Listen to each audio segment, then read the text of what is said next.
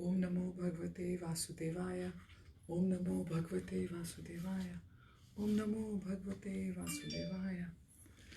Welcome to today's reading from Brilliant as the Sun, Retelling of Srimad Bhagavatam Canto 5, The Universal Order. We'll be reading from chapter 19, Bharata-Varsha. Mukam karoti vachalam pangum langayate kirim yat kripa tamaham vande Shri Gurum Deenatarinam Paramananda Madhavam Shri Chaitanya Ishwaram. Hari Om Tat Sat. Verse 1. Shukadev said, in Kim Purusha Varsha, the great devotee Hanuman, along with the other inhabitants of that region, serves Lord Ramchandra, the elder brother of Lakshman and dear husband of Sita Devi. Verse 2. The vision focused on an expansive tiled plaza in front of a great golden altar. Exquisite deities of Sita, Rama and Lakshman stood on a raised marble plinth, dressed in fine robes of purple and gold, and adorned with brilliant golden ornaments and sparkling jewels. Many Gandharva musicians played and danced before them, singing melodious kirtan. In front of the altar stood two persons, their gaze fixed on the deities. Parikshit observed them with interest. One appeared to be sage, dressed in saffron robes, with matted hair, rows of beads around his neck, and a staff in his hands. The other was a powerful-bodied Simeon who stood with folded palms, tears rolling down his cheeks as he gazed at the deities. Shukadev said, in this region Hanuman and Ashtishena, the chief personality in Kim Purusha, constantly hear about and glorify Lord Ram. They especially like to hear the Gandharva's auspicious songs. Hear now Hanuman's prayers. Verse 3. Hanuman placed his palms together. Lord, you like it when your devotees chant the seed mantra Omkara, so I will start with that. He closed his eyes and in a deep voice recited Om. Opening his eyes, he cleared his throat. Let me offer my respectful obeisance to the Supreme Person, Lord Ram, King of Kings. There are many highly elevated persons in the universe, but you are the best, the reservoir of all virtues.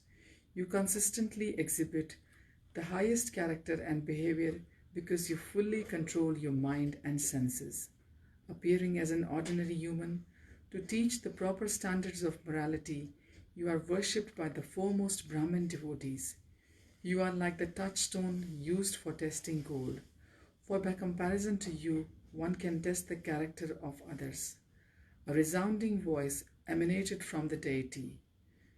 Will not people doubt I am God, since I do not hold the symbols of Vishnu, nor ride upon Garuda and display godly powers? People will say I am merely an ordinary man because I have two hands and traverse the forest on foot. Verse 4. Hanuman scowled. Let them doubt. Who cares for them? Those in pure consciousness will see your transcendental form through Vedic descriptions.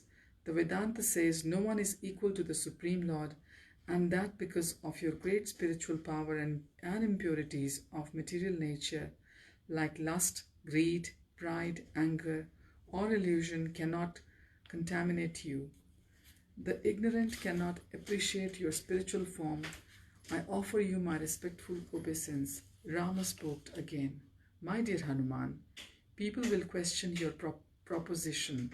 Why? They will ask the Supreme Lord would take in a birth in a family in this world. They will argue that God could never experience the grief that I felt when separated from my beloved Sita. Hanuman pressed a hand to his chest. I will defeat their doubts, my lord. How so, dear Hanuman? Verse 5. I will point out that the powerful Rakshas chief Ravan was blessed with the invincibility from all beings other than men. That is why you, the Supreme Lord Ramchandra, appeared as a man. I will also explain that besides killing Ravan, you came to show the duty associated with accepting a wife. Men cannot enjoy their wives and cannot protect them. By a personal example, I should have said men cannot enjoy their wives and not protect them. By a personal example, you show that no matter the difficulties, a man must safeguard his wife, if not to set the right example for conditioned souls. Why would you, the self-sufficient Lord, have endured the tribulations of Sita's kidnapping? Verse 6. My Lord, you are the Supreme Person, Lord Vasudeva, unattached to the material world. Indeed, you are the Supersoul, the intimate friend of all self-realized souls. You possess all excellences in full, namely wealth, fame, strength, influence, beauty, and renunciation. You could never give up the company of Mother Sita and Lakshman. You only made a show of doing so in order to teach human society how dutiful a king should be. Verse 7. As Hanuman stopped speaking, another powerful-looking monkey stepped forward, who Shukadev identified as Sugriv. He spoke in choked voice. Lord, you are so full of mercy. One may be so proud of his prestigious position, material wealth, beauty, eloquence, intelligence, or high birth. However, such qualifications are unnecessary for achieving your friendship. Only our love and sincere desire to serve you can attract you. Otherwise, how is it possible that you accept us as uncivilized forest dwellers as your friends? Verse 8. Sugriv raised his arms and proclaimed, Let everyone hear me, whether you are a god or a demon, a human or any other species, such as the birds or beasts, whoever you are, just worship Lord Ramchandra, the Supreme Personality of Godhead. There is no need to perform great austerities or penances. He is pleased to accept the smallest service offered by his devotee. He is easily satisfied, and if you satisfy him, your life is successful. Remember how he took all of Ayodhya's inhabitants back home to the spiritual world. All the sages present, the simians, birds, mammals, even the squirrels, ants and spiders, jumped in joy, cheering, All glories to Ram, all glories to Ram. Slowly the vision moved away from Bharata-Varsha across the great Himalayan range to a land where Ganges split into 7 tributaries flowing down to the ocean in the south. The audience stared in amazement at the vision before them. 2 effulgent sages of godly appearance sat surrounded by many students on a high plateau in the Himalayas, amidst blossoming trees and fields of colorful flowers.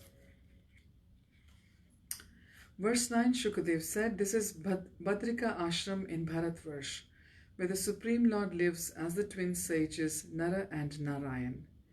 Here he favors his devotees by teaching them religious duties, transcendental knowledge, renunciation, mystic yoga, and the methods of controlling the senses and becoming free of false ego. He exemplifies the opulence of an advanced transcendentalist by performing austerity until the end of this age. As they watched the scene above their heads, Parikshit and the sages saw the sage Narad walking toward Nara and Narayan, accompanied by a regal-looking personality. Verse 10, Shukadev said, I know you all recognize Narad. With him is Sharvani, the next Manu after Vaivasvata. Narad is Sharvani's teacher, instructing him how to achieve pure devotional service through the practice of Ashtanga Yoga. He is relating Krishna's glories to Sharvani, whose teachings are the Narad Pancharatra, well known in civilized human society. Narad, along with the other inhabitants of Bharat-Varsha, always serves Nara Narayan. Listen now to his prayers. Narad and Sharvani arrived before Nara and Narayan. The 2 devotees offered their obeisance, and Nara said, Welcome. Narayan said, We are pleased to see you. Tell us what is in your mind. What is on your mind? Verse 11. Kneeling with folded hands, Narad said, I offer obeisance to Nara and Narayan, your expansions of the one Supreme Lord, the best of the saintly, fully self-realized and self-controlled, free of false prestige and treasure of those with no material assets. You are the spiritual master of the topmost devotees and the leader of all self-realized souls. I bow to your lotus feet. Nara and Narayan smiled. Nara said, My dear Narad, why are you calling the two mere sages like us the Supreme? Verse 12, Only the foolish will think like that, said Narad. The wise accept you both as Supreme Person, the Master of the creation, maintenance and annihilation of the material manifestation, and yet you are completely free of false prestige. Nara said, What exactly do you mean, Narad? I know you are merely asking for the benefit of others, but since you ask, I shall explain. Affected by false ego, conditioned souls identify themselves with matter and proudly think they are the doers and the enjoyers of their acts. Only because of this false ego do they experience material miseries. You neither identify with matter nor do you consider yourself the doer and enjoyer of your acts in this world. Narayan said, My dear Narad, this is very confusing. You say we create, maintain, and annihilate the material cosmos, but then you say we do not think of ourselves as the doer. Is this not a contradiction? Allow me to explain, said Narad. Although you create the universe, you do not regard yourself as the creator. This is because the many varieties of existence in the material world are not exactly due to your desire, but to the living entity's actions. They cause the world's nature, not you. You have no interest in the material world and indeed do not even possess a material body. Only fools think you do. Nara said, Why do you think like that, Narad? You are unaffected by the bodily disturbance like hunger, thirst, and fatigue. My lord, you are the super soul in everyone's body, seeing everything but never affected by anything. For all these reasons and more, I offer you my respectful obeisance. A smile played around Narayan's reddish lips. Dear Narad, mystic yogis and philosophers will say you are just a sentimentalist. Verse 13, Narad waved his hands. This is their mistake, my lord. You are the master of all mysticism. Lord Brahma, widely reputed as possessing full spiritual knowledge, has taught me all these truths about you. He said that the only way for conditioned souls to overcome their faults is to shun material attachments and devote themselves to the thoughts of you throughout their lives up to the time of death. This is real yoga perfection. Verse 14. If so-called philosophers and yogis do not devote themselves to you, then all their study of scripture and practice of yoga is useless. Useless? How can that be? Materialists are attached only to body comforts both in this life and the next, said Narad, always thinking of their wives, children, and possessions. They are terrified at the time of death. Similarly, yogis and philosophers who do not cultivate devotion to you are also afraid when death comes. Therefore, all the study of scripture and practice of yoga is worthless. Narayan said, I am pleased with you, dear Narad. Please ask a benediction. Verse 15, Narad folded his palms. Your illusory energy infects all conditioned souls. Therefore, we are very much attached to the body, which is full of stool and urine, and to say anything to the body and to anything related to the body. The only way we can become released from bodily attachment is by rendering devotional service to you. Therefore, Lord, O Supreme Transcendence, kindly give us the opportunity and the determination to always hear about, glorify, remember, and worship you. Excuse me. Verses 16 to 18. The aerial vision panned over the landscape, taking in many great mountains, hills, and flowing rivers. Shukadev said, Here the sacred rivers like the Godavari, Yamuna, Saraswati, Gomati, Saryu, Narmada and many others. The inhabitants of Bharatvarsh are purified by chanting their names, touching them and bathing in them. Verse 19, as the vision faded, Shukadev said, those born in Bharatvarsh have three kinds of natures. Some are predominantly in goodness, some in passion and others in ignorance. Those in goodness observe their varnashram duties, which elevates them to heaven in their next lives. Those in passion take birth in Bharatvarsh again in subsequent births, while those in ignorance go to the hell in their next lives. Parikshit said, can one attain liberation in Bharatvarsh? Yes. Those trained by a bona fide spiritual master to serve Krishna according to their position achieve liberation. Verse 20, even the gods desire the association of such a spiritual guide, which comes only after many births and deaths. When the results of one's pious activities mature, it dissipates ignorance and enables you to engage in Krishna's loving service. You cannot approach Krishna in any other way because he is transcendental.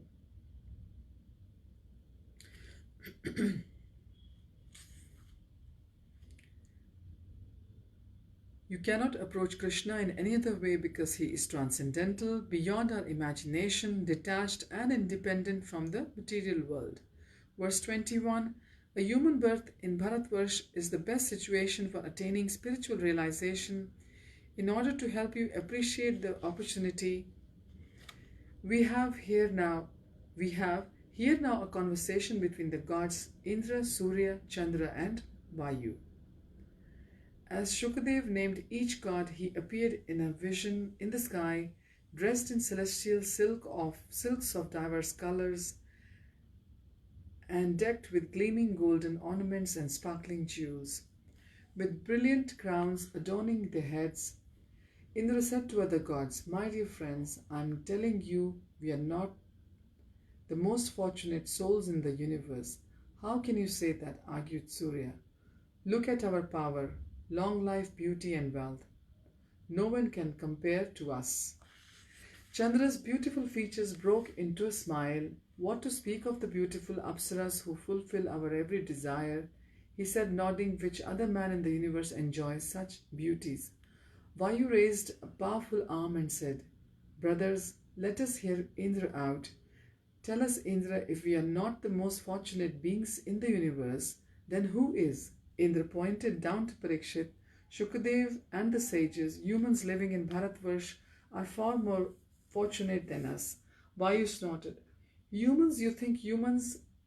How you think humans are more fortunate than us? Surya said, yes, how can that be? They have short lives, constant conflicts, illnesses, and so much miseries. Indra went on, humans in Bharatvarsh can render devotional service to Krishna. This is the most wonderful boon. I'm not sure what did they do to get such a rare birth. Is it because of their past piety, or is it that Krishna is causelessly pleased with them? I tell you, brothers, even though I am a god, I aspire to take such birth in Bharatvarsh and engage in Krishna's loving service. Verse 22. Nonsense, said Vayu. In Bharatvarsh, people perform sacrifices so that their next birth will be in heaven like us. I agree with you, Vayu, said Chandra. We gods are fortunate ones. Yes, said Surya. In Bharatvarsh, along with sacrifices, people perform severe austerities, observe difficult vows, and give in charity in order to take a birth like ours. All three nodded in agreement.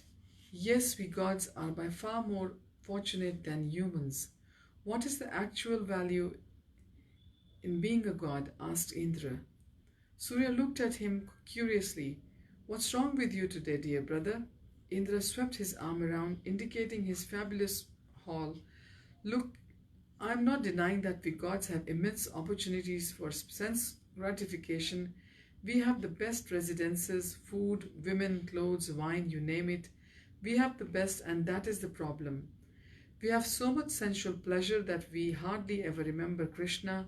Indeed, most of the time we forget all about him. Surya, Vayu, and Chandra looked at each other and then back at Indra. He was right. They hardly ever thought of Krishna. Verse 23, Indra continued, "That's why I say, brothers, that a brief life in Bharat-Varsha is preferable to living for billions of years on Lord Brahma's planets."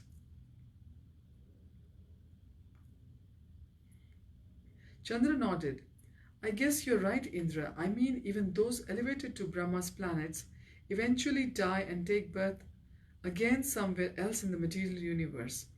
Even though life in Bharatvarsha is short, it gives one the chance to return to Krishna's spiritual abode." "Exactly my point," said Indra. "They don't even have to perform difficult sacrifices, austerities, vows, or charities. If they simply surrender to Krishna, they can attain Vaikuntha and never again experience anxiety or nor return to the material world." Surya said, "Perhaps you're right. Maybe Bharatvarsha is better than Swarglok, but you cannot believe it is better than the upper planets, Maharlok, Janalok, Tapulok, or Satyalok. The levels of happiness on those planets is almost inconceivable." Chandra said, "Yes, but great devotees rarely go there. Most of the residents are there on the merit of past pious activities, and once arriving there, they mostly remain silent, enjoying what it offers them. So then there is hardly any discussion about Krishna on those planets." Verse 24, "Indeed," said Indra. "Therefore, an intelligent person is not interested in going even to those topmost planets in Bharatvarsha. Talks about Krishna flow freely like the Ganges, and they hold great festivals celebrating Krishna. What to speak of the large Sankirtan parties? None of this happens anywhere else, so why desire to go anywhere else?"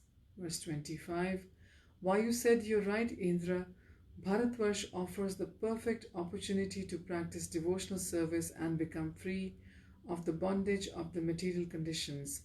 Still, some people, even after taking birth in Bharatvarsha, despite having healthy bodies and all opportunities to hear about and glorify Krishna, do not take the opportunity. So what is the good of that?" "I agree with you, Vayu," said Indra. "It's sad to see such people. Remind me of forest animals or birds trapped by a hunter. Some kind people set them free, but because they are careless, they get trapped again. Similarly, Krishna kindly gives us these people a chance to get out of this cycle of birth and death, but they waste it." Verse 26, "Bharatvarsha offers opportunities unavailable anywhere else. Think about this. In Bharatvarsha, even if someone worships us gods for material desires, if they recognize us in parts of Krishna's universal body, Krishna accepts their offerings. Not only are their material desires fulfilled, but they are gradually purified and raised to the platform of pure devotional service." "How is that possible?" asked Vayu.